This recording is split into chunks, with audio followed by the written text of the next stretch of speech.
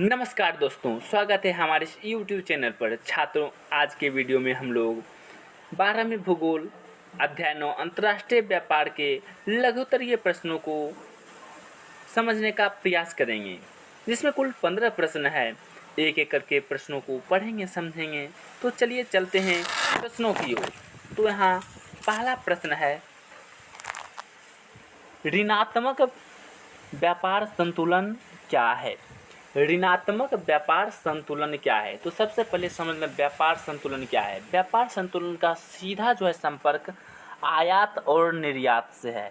सीधा आयात और निर्यात से है, यानी आयात और निर्यात के अंतर को व्यापार संतुलन कहा जाता है। आयात और निर्यात के अंतर को व्यापार संतुलन, परिभाषा में अगर बोलेंगे तो किसी देश के आयात और निर्यात के अंतर को व्यापार संतुलन कहते हैं।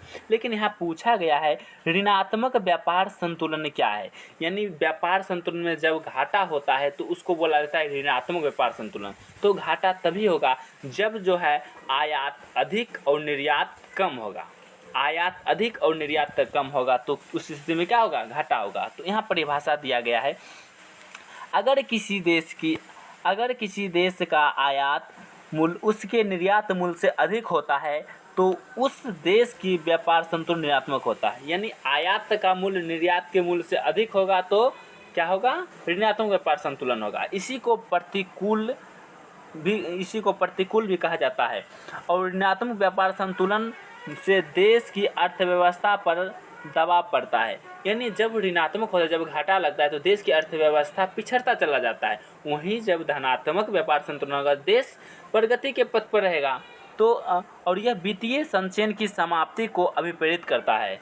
और वित्तीय संचयन की समाप्ति, यानी वित्तीय संचयन का मतलब हुआ रुपया पैसा की कमी। जब ऋणात्मक व्यापार संतुलन होगा तो रुपया पैसा का स्वाभाविक कमी होगा और वह देश पिछड़ता चला जाएगा। तो चलिए चलते हैं अब अगले प्रश्नों की ओर। प्रश्न संख्या 2, मुक्त व्यापार क्या है? मुक्त व्यापार क्या है? तो मुक्त व्यापार का सर्वप्रथम अभिलेख, मुक्त व्यापार, पहले समझ लेते हैं मुक्त व्यापार क्या है। इसमें थोड़ा सा जटिल परिभाषा दिया गया है। तो मुक्त व्यापार का मतलब होता है स्वतंत्रता पूर्वक किया गया व्यापार। यानी मुक्त व्यापार के अंतर्गत किसी भी प्रकार का प्रतिबंध नहीं होता है और ना किसी प्रकार का सहूलियत दिया जाता है। जो सर्वाइव कर पाता है वो व्यापार करता है, जो सर्वाइव नहीं करता वो व्यापार खत्म हो जाता है। तो यहाँ एडम स्मिथ के द्वारा कुछ कहा गया था, उसको चलिए पढ़ते हैं। मुक्त व्यापार का सर्वप्रथम उल्लेख एडम स्मिथ जिसे बोला जाता है अर्थशास्त्र का पिता, तो एडम स्मिथ द्वारा 1776 में लिखित अपनी उत्कृष्ट पुस्तक द वेल्थ ऑफ नेशन में किया गया है। उन्होंने यह तर्क दिया कि श्रम का विभाजन कर दिया जाए तो प्रत्येक श्रम में लगे व्यक्ति अपने अपने कार्यों में विशेषता प्राप्त हो सकती है, जिससे सभी को अधिक लाभ होगा और ऐसा किसी भी ढंग से संभव नहीं है। यानी बोला गया लोगों को विशेष श्रम में बांट देंगे, जिससे लोग उस व्यापार को सही से कर सकेंगे और उत्पादकता अधिक होगा और लोग भी सर्वाइव करेंगे और व्यापार का स्तर भी ऊंचा होगा। तो इसमें याद करने लायक पॉइंट है, एडम स्मिथ यानी अर्थशास्त्र के पिता एडम स्मिथ कौन सा पुस्तक लिखे थे? The wealth of nation. Very very important है, पूछा जाता है एडम स्मिथ की कौन सी पुस्तक है? The wealth of nation. मुक्त व्यापार का मतलब स्वतंत्रता पूर्वक किया गया व्यापार, इसमें ना किसी भी प्रकार का प्रतिबिंब ना हो, ना ही किसी को सब्सिडी दिया जाता हो, सभी मुक्त रूप से व्यापार करते हो। चलिए चलते हैं अपने अगले प्रश्न की ओर। प्रश्न संख्या 3, मुक्त आकाश की नीति क्या है? मुक्त आकाश की नीति क्या है? तो जैसा कि तात्पर्य मुक्त यानी वायुयान का बात हो रहा है, मुक्त आकाश यानी वायुयान के परिवहन की बात हो रहा है। तो वायुयान के परिवहन में यानी छूट दिया जाए तो उसको क्या बोलेंगे? मुक्त व्यापार की नीति, जैसा कि परिभाषा में दिया गया है। मुक्त आकाश नीति किसी भी देश की वह नीति है जिसमें किसी देश के मालवाहक विमान, यात्रा विमान किसी भी संख्या में अपनी हवाई मार्ग में आने जाने के लिए खुली छूट देता है।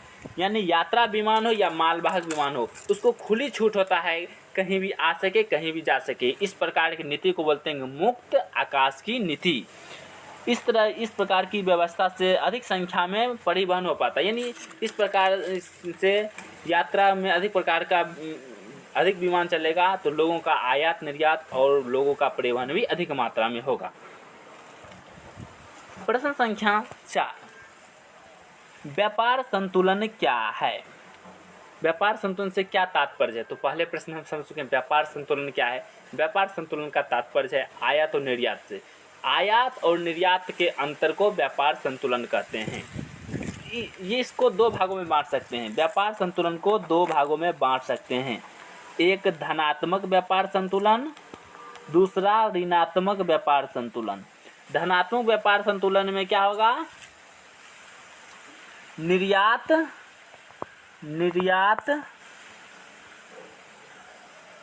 माइनस आयात, और वहीं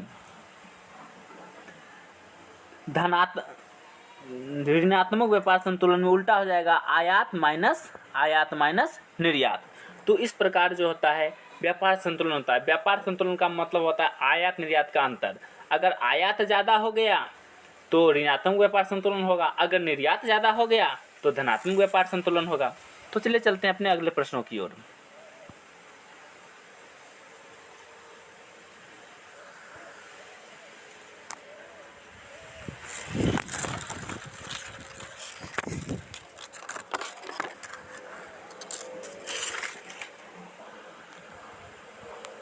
प्रश्न संख्या 5, बहुपक्षीय व्यापार क्या है? बहुपक्षीय का तात्पर्य है यानी उसके कई पक्ष यानी एक ही देश का अगर व्यापार करता है, कई देशों के साथ करता है, यानी एक देश कई देशों के साथ एक साथ व्यापार करता है, तो उस व्यापार को कहते हैं बहुपक्षीय व्यापार। जैसे यहाँ लिखा गया है, अंतर्राष्ट्रीय व्यापार में बहुपक्षीय व्यापार का तात्पर्य किसी देश का अनेक देशों के साथ व्यापार करना, यानी एक देश कई देशों के साथ व्यापार करता है तो इस व्यापार को बोलते हैं बहुपक्षीय व्यापार। यह तभी संभव है जब दोनों देशों की अर्थव्यवस्था एक दूसरे से पूरक हो, यानी जब कई देशों के साथ व्यापार करेगा तो सभी देशों से वो अर्थव्यवस्था का पूरक हो, तभी ये संभव है। ऐसे ये जो लाइन है ये द्विपक्षीय व्यापार के लिए ज़्यादा सटीक है, द्विपक्षीय व्यापार के लिए यह लाइन ज़्यादा सटीक है, इसके लिए थोड़ा सा कम हमको सटीक लग रहा है। तो इसके लिए बहुपक्षीय व्यापार का मतलब हम मानेंगे, बहुपक्षीय व्यापार जब एक ही देश अन्य देशों के साथ कई देशों के साथ व्यापार करे उसके वो बहुपक्षीय व्यापार कहेंगे। और एक होता है द्विपक्षीय व्यापार। द्विपक्षीय व्यापार में दो देश एक दूसरे के बीच व्यापार करते हैं, इस देश में ज़रूरी होता है कि दोनों देश की अर्थव्यवस्था एक दूसरे का पूरक हो, तभी द्विपक्षीय व्यापार चल सकता है। तो चलिए चलते हैं अगले प्रश्न की ओर। प्रश्न संख्या 6, सार्क का पूरा नाम क्या है, इसका मुख्यालय कहाँ है? सार्क का पूरा नाम क्या है, इसका मुख्यालय क्या है? यह प्रश्न है, सार्क देशों के नाम बताएं। तो सार्क जो है मुख्य रूप से व्यापार के उद्देश्य से बनाया गया एक संगठन है, जिसको हिंदी में दक्षेस कहते हैं। इंग्लिश में उसका नाम सार्क है, हिंदी में दक्षेस कहते हैं, जिसका पूरा नाम है Asian association for regional cooperation. दक्षिण एशियाई देशों का बहुस्तरीय साधन, यानी दक्षिण एशियाई के देशों के द्वारा बहुस्तरीय साधन से आपस में सहयोग करने की दिशा में उठाया गया यह बड़ा कदम है।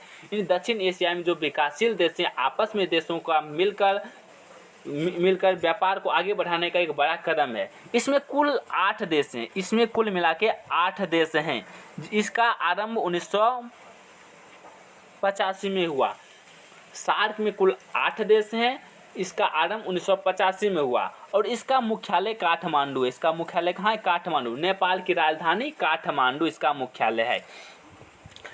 इस संगठन के सदस्यों में यानी इस 8 सदस्यों में कौन कौन से देश शामिल हैं? तो सार्क के जो 8 सदस्य हैं उसमें शामिल हैं भारत, पाकिस्तान, अफगानिस्तान, नेपाल, भूटान, बांग्लादेश, श्रीलंका, मालदीव इत्यादि देश शामिल हैं। इनका मुख्य उद्देश्य है राष्ट्रों के मध्य व्यापार का विकास करना। मुख्य उद्देश्य है व्यापार का कैसे विकास हो। तो चलते हैं अगले प्रश्न को। प्रश्न संख्या 7, ऋणात्मक भुगतान संतुलन का होना किसी देश के लिए क्यों हानिकारक होता है? ऋणात्मक भुगतान संतुलन होना किसी भी देश के लिए हानिकारक क्यों होता है? तो हानिकारक इसलिए होता है क्योंकि ऋणात्मक व्यापार संतुलन में आयात अधिक होता है, निर्यात कम होता है, जिससे धन की प्राप्ति कम हो जाती है और धन का खर्च ज़्यादा हो जाता है। इस स्थिति में वहाँ पर धन की कमी हो जाती है और जिससे वह देश पिछड़ता चला जाता है। तो यहाँ दिया गया ऋणात्मक भुगतान संतुलन होना किसी देश के लिए क्यों हानिकारक है।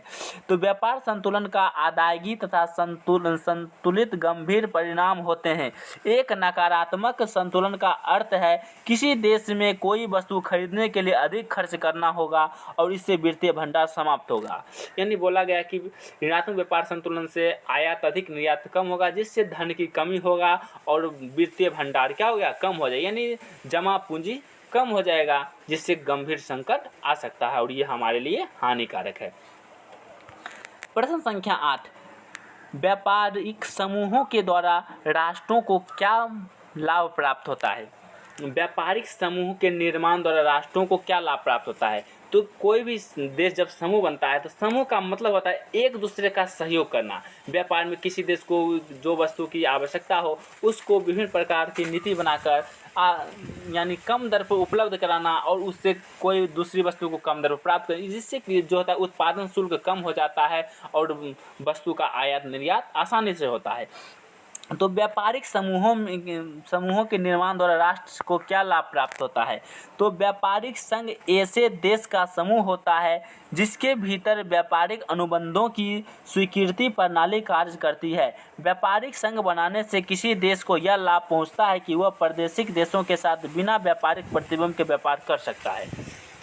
यानी बोला गया है कि व्यापारिक संघ बनाने से जो विभिन्न देशों के प्रतिबंध होता है, प्रतिबंध खत्म हो जाता है तो मुक्त व्यापार होता है। मुक्त व्यापार में जो होता है उत्पादन लागत एवं कम होता है, जिससे वस्तु का मूल्य भी कम होता है। इस प्रकार व्यापारिक समूह के निर्माण से राष्ट्र को लाभ होता है। चलते हैं अगले प्रश्न की ओर। प्रश्न संख्या 9, विश्व व्यापार संगठन के आधारभूत कार्य कौन से हैं।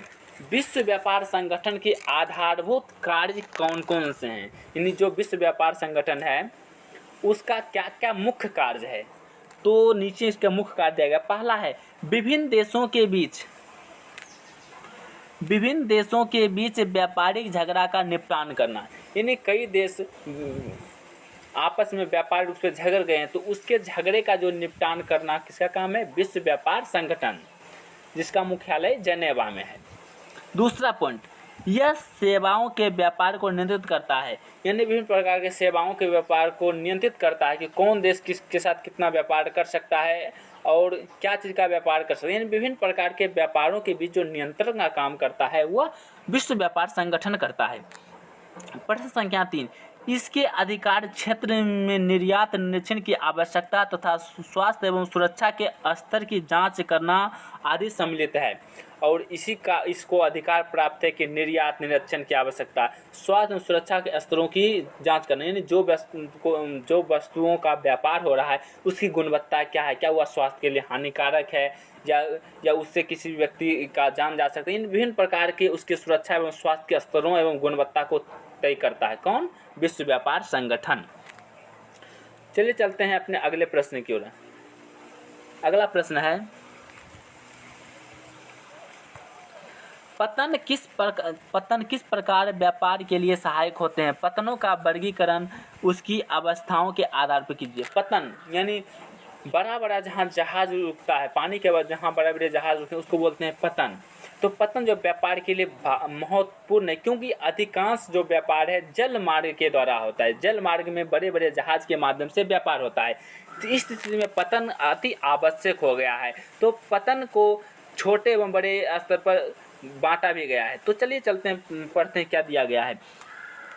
पतन व्यापार में सहायक होते हैं, उसके द्वारा विदेश में व्यापार किया जाता है। यात्रा तथा मालवाहक जहाज पतन पर आते हैं, इससे देश की आर्थिक स्थिति उत्पन्न होती है। यानी पतन में बड़ा पानी का जहाज आता है और जहाज के माध्यम से वस्तुओं को वहाँ उतारा या वहाँ पर रखा जाता है। तो इस प्रकार जो होता है पतन अति आवश्यक है। हम पहले भी पढ़ चुके हैं कि जो है परिवहन का सबसे सस्ता मार्ग जल परिवहन है। और जल परिवहन में बड़े जहाज आते हैं जिसका जो है ठहराव बिंदु पतन कहलाता है। तो अब पतन के प्रकार के बारे में जानते हैं। पतन के 2 प्रकार हैं। स्थिति के अनुसार पतन 2 प्रकार के होते हैं। पतन 2 प्रकार के होते हैं, एक आंतरिक पतन और दूसरा बाह्य पतन। आंतरिक पतन का तात्पर्य वह समुद्र से दूर किसी नदी के आसपास बना हुआ जो पतन होता है उसको बोलते हैं आंतरिक पतन। यानी यह पतन समुद्र से दूर स्थल खंड के भीतर स्थित है, परंतु नदी या नहर के द्वारा समुद्र से जुड़ा होता है, जिसे विशेष प्रकार के पोत बंजरी सहायता से इस पर पहुंचते हैं। उदाहरण के लिए मैनचेस्टर और कोलकाता। जैसे कोलकाता में जो पतन है वह हुगली नदी पर बना हुआ है जो समुद्र से दूर है, उसी प्रकार मैनचेस्टर में भी है जो समुद्र से दूर है। यानी वैसा पतन जो समुद्र से दूर स्थित हो और नदी या नहर के द्वारा जुड़ा हुआ हो उसको बोलेंगे आंतरिक पतन, जिसके उदाहरण है मैनचेस्टर और कोलकाता। और दूसरा बाह्य पतन। बाह्य पतन ये गहरे पानी के पतन है। वास्तविक पतनों से दूर गहरे समुद्रों में बनाए जाते हैं, क्योंकि जलपोत या बड़े आकार के कारण अधिक मात्रा में अवसाद एकत्रित हो जाता है और वास्तविक पतन तक नहीं पहुंच पाते हैं। बोस्टन ऐसा ही एक पतन है। यानी बोला गया कि जो समुद्र के किनारे जो पतन है जो गहरा होता है, जिसमें बड़े बड़े जहाज रुकते हैं और वहाँ पर जो है यानी उसका जो भी आंतरिक भाग होता है अवसाद के कारण आगे का भाग अवरुद्ध हो जाता है, तो उस पतन का निर्माण समुद्र के किनारे ही किया जाता है। तो इस प्रकार के पतन के उदाहरण बोस्टन जो पढ़े होंगे, बोस्टन की चाय पार्टी की घटना के बारे में पढ़े होंगे। तो बोस्टन जो पतन है कहाँ है, ये बाह्य पतन है जो समुद्र के किनारे स्थित है। चलते हैं अगले प्रश्नों की ओर। प्रश्न संख्या 11। अंतर्राष्ट्रीय व्यापार के देशों कैसे लाभ प्राप्त करते हैं। यानी अंतर्राष्ट्रीय व्यापार से देश कैसे लाभ प्राप्त करते हैं। विभिन्न देश जो अंतर्राष्ट्रीय व्यापार करते हैं उससे देश को क्या लाभ होता है। तो चलते हैं, क्या प्रश्न दिया गया उसको समझते हैं।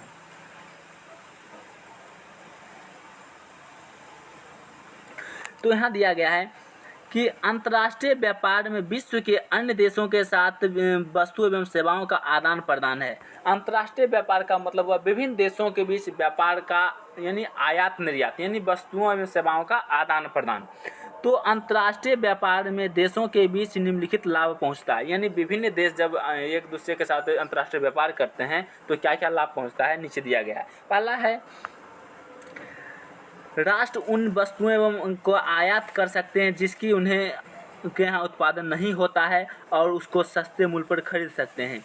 यानी बोला गया है कि बहुत सा वस्तु है जो किसी खास देश में जिसका उत्पादन होता है, ऐसी स्थिति में जो है उस वस्तु का जो है किसी दूसरा देश से आयात किया जा सकता है और आवश्यकता होने पर जो वस्तु ज़्यादा होता है उसको किसी देश में भेजा भी जा सकता है। दूसरा, अंतर्राष्ट्रीय व्यापार से देशों में आपसी सहयोग से भाईचारा बढ़ता है। यानी जो दो देश जब व्यापारिक संबंध बनाते हैं तो उससे उसके दोनों के बीच मित्रता बढ़ती है और आपसी भाईचारा भी बढ़ता है। प्रश्न पॉइंट 3, देश अपने यहाँ अतिरिक्त उत्पादन का उचित मूल्य पर अन्य देशों को बेच सकता है जिससे राष्ट्रीय आय में वृद्धि होती है। जब कोई देश निर्यात करता है तो उसका आय बढ़ता है जिससे वहाँ उस देश का राष्ट्रीय आय में वृद्धि होता है। चौथा पॉइंट, देश अपने विशिष्ट उत्पादन का निर्यात कर सकते हैं, इससे विश्व के अर्थव्यवस्था में सुधार आता है। यानी किसी भी देश में जो विशिष्ट उत्पादन होता है उसको वो निर्यात के माध्यम से दुनिया के अन्य देशों में पहुंचा सकता है, इससे विश्व की अर्थव्यवस्था भी सुदृढ़ होती है। पांचवा पॉइंट, अंतर्राष्ट्रीय व्यापार सिद्धांतों और वस्तुओं के हस्तांतरण के सिद्धांत पर निर्भर करते हैं जिससे व्यापार करने वाले देश को लाभ पहुंचता है। अंतर्राष्ट्रीय व्यापार सिद्धांतों वस्तु के हस्तांतरण के सिद्धांतों पर निर्भर करते हैं जिससे व्यापार करने वाले देशों को लाभ पहुंचता है। कोई भी देश जब व्यापार करता है तो वस्तुओं का एक जगह दूसरा हस्तांतरण होता है जिससे जो देश आयात करता है उसको वो वस्तु प्राप्त हो जाता है और जो देश निर्यात करता है उसको उसके बदले में धन मिल जाता है। इस प्रकार दोनों देश को लाभ पहुंचता है। अगला प्रश्न,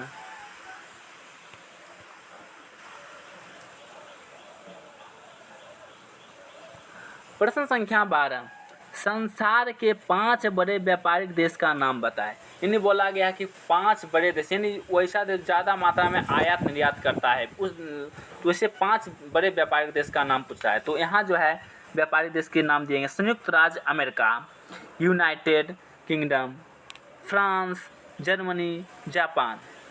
यानी ये सब जो है कि अमेरिका को छोड़कर बाकी सब यूरोपीय देश हैं जो व्यापारिक देश कहे जाते हैं।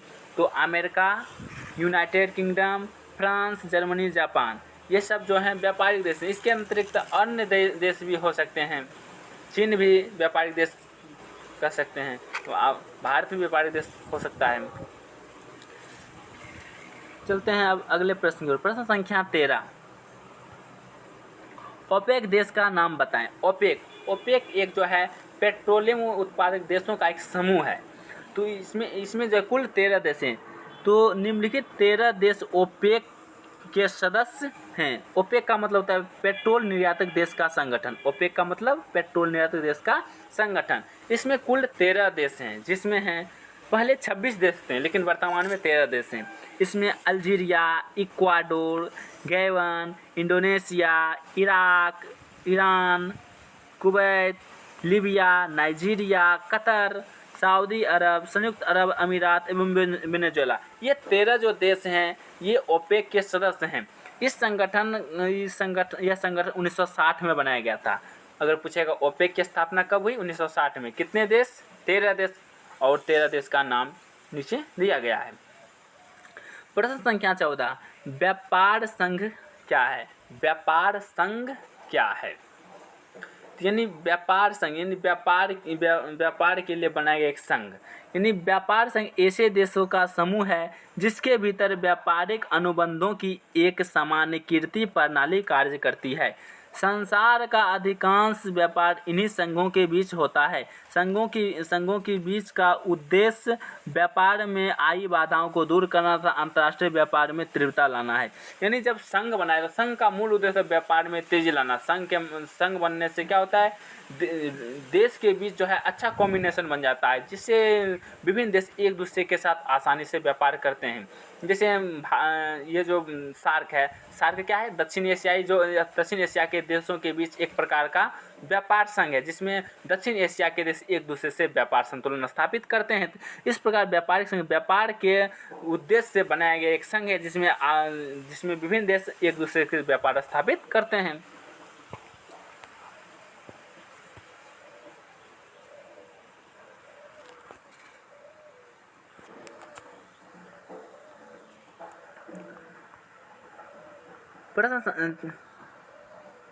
प्रश्न संख्या 15, द्विपक्षीय व्यापार में बहुपक्षीय व्यापार में अंतर स्पष्ट कीजिए। द्विपक्षीय व्यापार में बहुपक्षीय व्यापार में अंतर, यहाँ पर कॉलम बनाया गया है, जिसमें एक तरफ बहुपक्षीय व्यापार, एक तरफ द्विपक्षीय व्यापार के बारे में जानकारी दी गई है। तो चलिए पढ़ते हैं एक एक करके। द्विपक्षीय व्यापार का तात्पर्य उस व्यापार से जिसमें दो देशों के बीच वस्तु का विनिमय होता है, परंतु ऐसा तभी संभव है जब दोनों देश की अर्थव्यवस्था एक दूसरे के पूरक हो। यानी द्विपक्षीय व्यापार तभी संभव है जब दोनों देश के बीच क्या हो, अर्थ एक दूसरे को पूरक हो। यानी जो हमको आवश्यकता है वो दूसरे देश के पास हो, और जो दूसरा देश को आवश्यकता है वो हमारे पास हो। इस प्रकार दोनों देश एक दूसरे की आवश्यकता को पूरक है। इस प्रकार दोनों देशों में क्या होगा, द्विपक्षीय व्यापार। द्विपक्षीय व्यापार में दो देशों के बीच व्यापार होता है, तो इस प्रकार हम इसका परिभाषा बोल सकते हैं। द्विपक्षीय व्यापार से तात्पर्य है उस व्यापार जिसमें दो देशों के बीच आपसी विनिमय का काम हो, यानी दो देशों के बीच व्यापार हो। उदाहरण के लिए एक देश औद्योगिक उत्पादक का निर्यात करता है, दूसरा देश कच्चा माल और ऊर्जा का। यानी दो देश व्यापार कर, एक देश औद्योगिकरण कर रहा है, दूसरा उसके लिए कच्चा माल उपलब्ध करा दे। इस प्रकार दोनों देश एक दूसरे का व्यापार स्थापित कर रहा है, इसको बोलेंगे द्विपक्षीय व्यापार। वहीं बहुपक्षीय व्यापार में वह व्यापार जिसमें वस्तु एवं सेवाओं के कई देशों के बीच विनिमय होता है, वो बहुपक्षीय व्यापार कहलाता है। जब एक ही देश कई देशों के साथ व्यापार स्थापित करता है तो इसको बोलेंगे बहुपक्षीय व्यापार।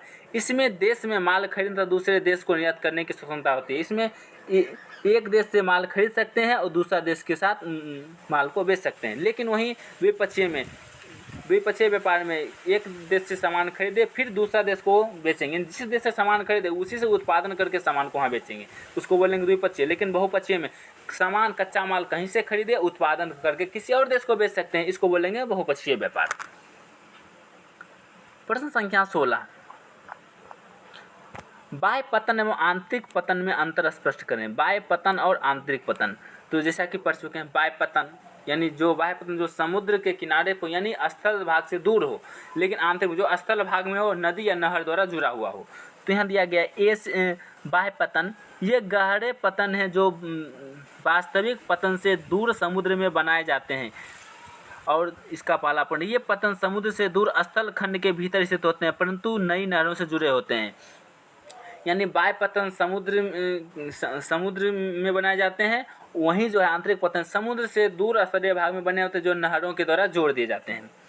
पॉइंट 2, ये बड़े आकार के जहाज़ों के खड़े होने के लिए बनाए जाते हैं जो वास्तविक पतन तक नहीं पहुंच सकते। यानी बाह्य पतन बड़े आकार के जहाज़ों के लिए बनाए जाते हैं जो वास्तविक पतन क्षेत्र है स्थल भाग में वहाँ तक नहीं पहुँचा, क्योंकि बड़े जहाज़ के बहुत बड़ा क्षेत्र बहुत बड़ा नहर की आवश्यकता होती है। तो अगर बड़ा नहर न होने के कारण क्या होता है, समुद्र किनारे ही उस जहाज़ को रोका जाता है और वहाँ से नहर के माध्यम से वहाँ तक पहुँचाया जाता है। लेकिन आंतरिक पतन में जो इन पतनों के अपेक्षा छोटे जलपोत आते हैं, यानी सीधा सीधी बोल सकते हैं बाह्य पतन में बड़े जहाज़ पहुंचते हैं और आंतरिक पतन में छोटे जहाज़ पहुंच पाते हैं। तीसरा, ये वास्तविक पतन के सहायक पतन होते हैं और ये ब्रिस्टल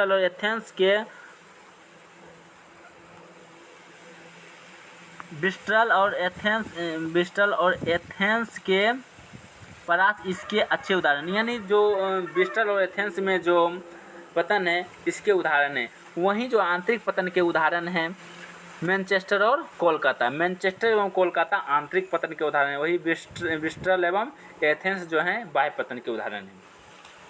चलिए चलते हैं हम अपने अंतिम प्रश्न, लास्ट प्रश्न 17वां प्रश्न की ओर। 17वां प्रश्न है, आयात एवं निर्यात में अंतर बताएं। आयात और निर्यात यानी सामान को खरीदना दूसरा देश से, आयात बेचना, निर्यात। तो एक देश से माल दूसरे देश में मंगवाया जाता है उसे आयात कहते हैं। जब हम भारत में किसी अन्य देश से सामान को मंगवाएंगे तो इसको बोलेंगे आयात। निर्यात, किसी देश में का माल अन्य देशों में भेजा जाता है उसे निर्यात कहेंगे। भारत का कोई सामान दुनिया के अन्य देशों में भेजेंगे तो उसको बोलेंगे निर्यात। आयात व्यापार के लिए देशों को अपनी बहुमूल्य विदेशी मुद्रा को खर्च करना होता है। यानी आयात के द्वारा अपना देश की मुद्रा को खरीदने के लिए लगाएंगे, क्योंकि किसी भी सामान खरीदने के लिए मुद्रा की आवश्यकता होता है। जब किसी दूसरा देश से हम सामान मंगवाएंगे तो उसके लिए मुद्रा उनको देना पड़ेगा, तो इस स्थिति में क्या होता है, मुद्रा की कमी होता है। लेकिन निर्यात तभी होता है जब किसी देश में वस्तुओं का उत्पादन अधिशेष हो दूसरे देश इसका मांग करे। यानी निर्यात तभी होगा जब हमारे पास अतिरिक्त वस्तु हो जाए और उसको किसी अन्य देश की आवश्यकता है तो हम उस वस्तु को उस देश को बेच सकते हैं। तो निर्यात का ये साधन है। तीसरा पॉइंट, आयात द्वारा देश अपने उद्योगों का विकास करने के लिए मशीनें, कच्चा माल आदि प्राप्त करते हैं। यानी आयात के लिए उद्योग का विकास के लिए मशीन, कच्चा माल प्राप्त करते हैं और उत्पादन जब हो जाता है तो निर्यात भी किया जाता है।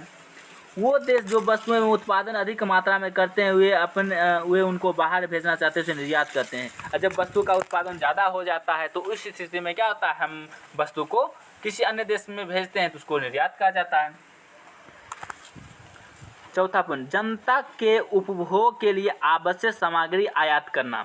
जनता के उपयोग, कभी कभी गेहूँ चावल की कमी हो जाता है तो दूसरा देश से गेहूँ चावल मंगवाते हैं तो ये क्या आयात का भाग है। निर्यात द्वारा देश विदेश में मुद्रा अर्जित करना, और निर्यात के द्वारा क्या किया जाता है, अन्य देशों को सामान बेचते हैं जिससे वहाँ से मुद्रा प्राप्ति करते हैं। उम्मीद है कि आपको यह वीडियो पसंद आया होगा। अगर वीडियो पसंद आया तो वीडियो कर दीजिए लाइक और चैनल को कर दीजिए सब्सक्राइब। धन्यवाद।